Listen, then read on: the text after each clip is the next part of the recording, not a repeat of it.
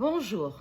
Après l'appel à l'aide de la recherche de mon enfant, quand j'ai appris que les communautés différentes étaient à la recherche de ma fille, le premier nom qui a résonné dans mes oreilles par ma famille, c'était Mama Matondo. C'était une personne, celle qu'on m'a dit, celle qui s'est donnée corps et âme à la recherche de ma fille. Et après, elle est entrée en contact avec moi pendant que j'étais encore ici à Kinshasa par le canal d'une amie Cariel. On a parlé, elle m'a demandé quand est-ce que je comptais venir. Je lui ai dit, bah, j'étais à ma tante, j'allais arriver. En deuxième lieu, elle est rentrée encore en contact avec ma deuxième grande sœur, voilà, avec qui on a échangé. Elle a dit, je lui ai encore promis que je devais être là.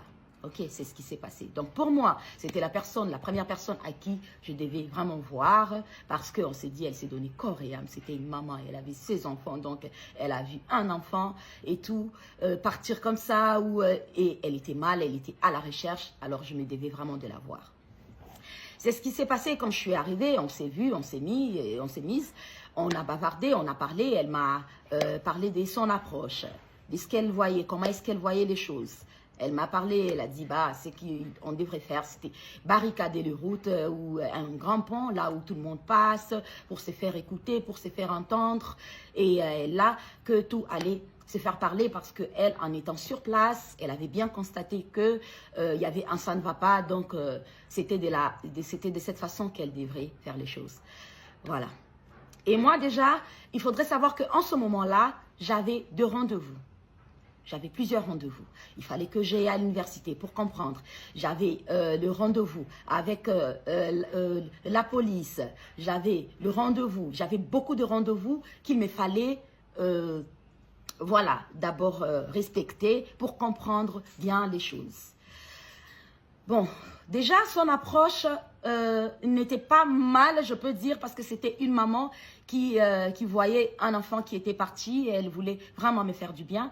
Mais moi aussi, il faudrait vous dire, son approche et mon approche n'étaient pas la même chose. Je ne voyais pas d'abord les choses directement comme ça. Je ne voyais pas l'approche par la brutalité de le départ. Parce que en ce moment, pour moi, je croyais en la police canadienne. Je croyais en la justice. Voilà. Et c'est pas parce que je venais de perdre moi, mon enfant, que j'allais lui mettre, elle, en danger. Parce qu'elle m'avait bien signifié qu'elle était dans des processus, voilà, pour ces documents, quelque chose comme ça. Alors, je ne pouvais pas parce que je suis éplorée, parce que j'ai perdu ma fille à moi. Et ce qu'elle me proposait déjà, ça lui mettrait en danger. Parce qu'elle est partie, elle m'a dit, je veux qu'on le fasse pour crier justice à Alexandra, même si moi je traverserai pour partir aux États-Unis, je le ferai pour trouver, pouvoir trouver la justice pour ton enfant et tout. Ne te dérange pas pour moi, tu ne devrais pas t'inquiéter. C'était le cœur d'une mère, ça je le reconnais. Mais moi aussi, hein, je dis, parce que je venais de perdre ma fille, que j'allais mettre les enfants d'une autre maman en danger. Il y avait ça d'abord, premièrement, mon premier point. Et elle n'en avait pas un, elle en avait 2. Je comprends que oui, ces émotions de ce qu'elle avait vécu sur place au parc et tout ce qui va avec. Mais moi, en ce moment-là, il fallait que j'honore des rendez-vous, qu'il fallait que je comprenne les choses. Voilà. Et après, ceux qui disent, je réponds à ceux qui disent que pourquoi je suis sortie maintenant? Je suis sortie maintenant parce que, justement, j'ai observé. Je n'avais pas de... je dis toujours que je ne suis pas quelqu'un qui diffame. Je ne suis pas quelqu'un qui est malhonnête. Je ne suis pas quelqu'un qui accuse injustement. Quand je trouvais que la police m'a fait un peu marcher et que je trouvais... Parce que je crois encore à une justice terrestre. Hein. Moi, je crois encore à la loi. Voilà, j'ai toujours cru encore à ça. Mais bon, après, j'ai vu qu'on m'a fait marcher assez longtemps. Et là, je suis sortie. Et pourquoi je suis sortie? Sachez que vous ne voyez que moi. Il n'y a que moi, la maman d'Alexandra, qui vient, qui parle. Mais je ne suis pas née d'un arbre. J'ai toute une famille, que j'ai reçu une éducation. J'ai toute une famille. Nous, on se met, on parle et parle de l'approche. Et on n'avait aucune idée que la police allait faire, n'allait pas faire le travail comme je l'écris ici. Et en ce moment encore, il fallait attendre le résultat du coroner. Mais quand le résultat du coroner a été rendu et que je trouvais qu'il y avait incohérence, je suis sortie pour vous parler, pour dire que j'avais contesté. Toutefois, toujours en contestant là, il faudrait déjà savoir que j'étais déjà dans le processus avec les avocats, avant de comprendre qu'on allait marcher après et tout, et que ça n'allait pas se passer comme ça. Il faudrait aussi déjà savoir, quand vous entrez en contact avec les avocats, c'est eux qui prennent les choses en main, ou soit ils vous posent les questions, même quand vous entrez comme ça en contact avec eux, qu'est-ce que vous avez déjà parlé publiquement, qu'est-ce que vous avez, et vous les parlez. Ok, aujourd'hui, peut-être les mondes pourraient croire que j'ai été bernée et que j'ai la justice, pardon, le combat de mon enfant n'est plus celui qui l'était. Laissez-moi vous dire que si vous n'êtes pas chrétienne, je suis chrétienne. Et ceux qui disent, c'est que je suis chrétienne, donc je crois en la justice divine.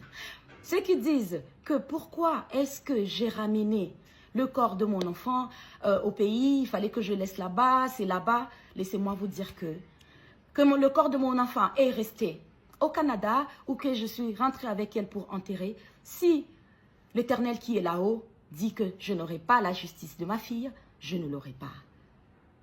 Si l'Éternel qui est là-haut dit que j'aurai la justice de ma fille, je l'aurai. Et il faudrait savoir que même une sortie anodine d'une vidéo, je ne la fais jamais pour rien. Je consulte le Saint-Esprit. Voilà. Donc c'est un peu ça. Alors, aujourd'hui, je sors, je viens. Pourquoi je suis sortie une année après pour parler? Oui, parce que j'ai constaté, oui, exactement. Après avoir réuni mes preuves à moi, ce que je trouvais, après avoir confirmé mes incohérences, après avoir eu la barrière à la police canadienne qui n'avançait plus avec moi et tout ça. Donc, il fallait d'abord, il y avait tout un processus à faire pour moi. C'était ça. Et jusque-là, c'était ça. Mais maintenant, vous m'avez vu sortir, je commence à parler. Et vous n'avez aucune idée encore de ce que je compte encore parler. Donc, pour moi, je dis toujours que, déjà, pas pour moi, mais vous le savez tous, le deuxième nom de Dieu, c'est le temps. C'est le temps. Alors, parfois, il faut savoir laisser le temps au temps. Alors, pour moi, je me dis que Maman Matondo, peu importe son approche, n'était pas la même approche que la mienne. Elle reste une sœur qui reste dans l'histoire, dans ma tête, qui a été là pour ma fille. Alors pour moi, je trouve que c'était inhumain de ma part, je me répète, de lui mettre en danger, parce que je venais de perdre mon enfant. Elle avait 2 enfants, et elle avait été encore dans une situation qui n'était pas très complète. Donc, je regardais. Je vous dis toujours que peu importe, au fond de moi, je suis pas une mauvaise personne. Hein. Je reste toujours lucide en toutes circonstances. Parce qu'en toutes circonstances, j'ai parlé à mon Dieu. Quand je suis arrivée à la morgue, devant le corps de mon enfant, vous savez ce que j'ai fait? J'ai mis mes genoux à terre, j'ai prié. C'est ce que j'ai fait. Alors, je pense que j'ai répondu à certaines réponses, à certaines questions. Donc, pour vous dire que si je dois avoir la justice de mon enfant, je l'aurai. Et je sais que je l'aurai. Et je suis sur la voie d'avoir la justice de mon enfant. Et à côté de ça, je remercie beaucoup ma sœur Karine Mokonzi qui a essayé de numérer c'est quoi le deuil d'une mère, c'est quoi, comment est-ce que ça se passe. Je remercie encore ma sœur Jaël qui a parlé mot pour mot comme si elle était au-dedans de moi. Il n'y a rien. Je ne sais pas qui est maintenant le milliardaire qui est affiché le numéro 1 sur Forbes parce que je ne suis presque plus connectée. Mais même si le milliardaire le numéro 1 en ce moment sur Forbes, m'ait donné tous ces milliards, cela n'apaisera pas, cela ne guérira pas la perte de mon enfant. Alors merci mes sœurs, tous ceux qui me soutiennent. Elles sont nombreuses, mais j'ai cité les 2 parce que ce sont les vidéos qui me sont arrivées. Je me devais de faire cette vidéo déjà il y a 2 jours, mais il faudrait savoir que le 15 octobre, c'était la date où ça faisait 2 ans que Alexandra avait mis pied au Canada et je n'étais pas vraiment dans ma peau pour pouvoir faire le droit de réponse. Donc pour moi, ma sœur Matondo, elle reste toujours une sœur auquel je lui resterai toujours. toujours reconnaissante. Alors, elle pouvait bien me contacter par mon téléphone, mais elle l'a fait publiquement. Donc, je suis venue aussi répondre ici. Mais pour moi, on garde la paix et on reste unis. Parce que la justice de mon enfant, je suis sur la voie et je l'aurai. Merci.